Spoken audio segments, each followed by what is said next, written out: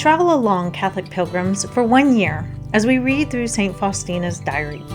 Join me, Amy Thomas, each day for a short reading out of the diary which brought us a deeper understanding of Christ's divine mercy. Welcome, Catholic pilgrims, to day 276 of our readings from St. Faustina's diary. My son asked me the other day if I could live for 1,000,000 years, would I want to? And I said, no. And he said, really? I said, well, buddy, Earth isn't my home. Heaven is where we're supposed to go, and I want to go there someday. And all my loved ones will be there, hopefully. And, I don't want to be here all by myself, and I want to go to heaven. And so then he said, well, what would you do if you did live for 1,000,000 years? And I said, well, I guess I would just try to do every job I possibly could. I would try every good hobby out there, try to learn all the things. But good questions from a 7-year-old. Today, Sister Faustina is going to talk about what her destiny is. And our destiny absolutely is heaven. And that is what we should be striving for. So that is our topic for today in Notebook 5, numbers 1360 through 1364. O Lord, you who penetrate my whole being and the most secret depths of my soul, you see that I desire you alone and long only for the fulfillment of your holy will, paying no heed to difficulties or sufferings or humiliations or to what others might think. This firm resolution to become a saint is extremely pleasing to me. I bless your efforts and will give you opportunities to sanctify yourself. Be watchful that you lose no opportunity that my providence offers you for sanctification. If you do not succeed in taking advantage of an opportunity, do not lose your peace, but humble yourself profoundly before me and with great trust. Immerse yourself completely in my mercy. In this way, you gain more than you have lost, because more favor is granted to a humble soul than the soul itself asks for. 7th day. I have come to a knowledge of my destiny, that is, an inward certainty that I will attain sanctity. This deep conviction has filled my soul with gratitude to God, and I have given back all the glory to God, because I know very well what I am of myself. I am coming out of this retreat thoroughly transformed by God's love. My soul is beginning a new life earnestly and courageously, although outwardly my life will not change, and no one will notice it. Nevertheless, pure love is now the guide of my life, and externally it is mercy which is its fruit.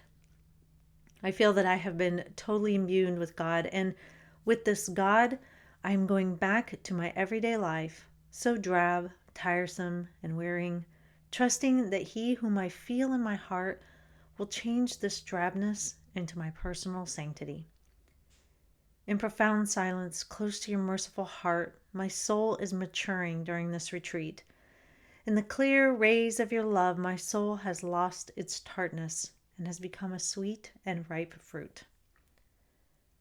Now I can be wholly useful to the Church by my personal sanctity, which throbs with life in the whole Church, for we all make up one organism in Jesus. That is why I endeavor to make the soil of my heart bear good fruit.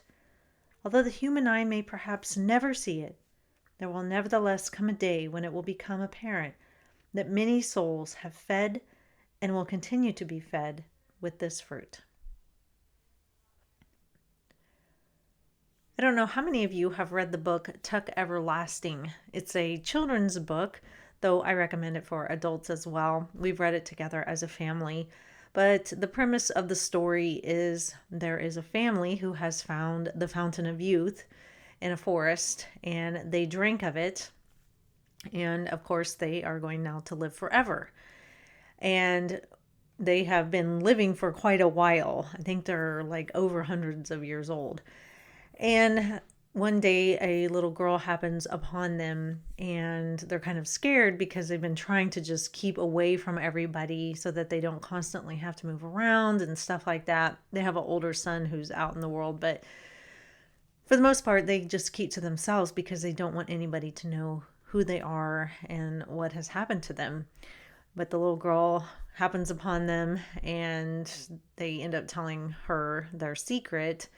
And so, the story unfolds from there. What's interesting about the family is, like I told my son, if I lived for a million years, I would want to just try everything, move everywhere. I would live in, each country, each city in the world, maybe just try everything. And they did that for a little while, I believe, in the book, but they ended up just coming back to the forest. And their lives are very just tiresome, like Sister Faustina talks about. They're weary and they're tired, and everything is just kind of drab because they've lived for so long. And they've just kind of lost their spark in life. And so when the little girl comes along, things change for them. And I'm not gonna give the story away. But, people have been searching for a long time for the Fountain of Youth. Ponce de Leon came into Florida back in the 1500s looking for the Fountain of Youth. Obviously, he didn't find it. There have been plenty of stories up and down the ages of trying to find, magic water that will keep you young forever and you'll never die. And, this idea that we want to live forever here on earth is an interesting one and a common theme in a lot of different groups of people throughout the ages.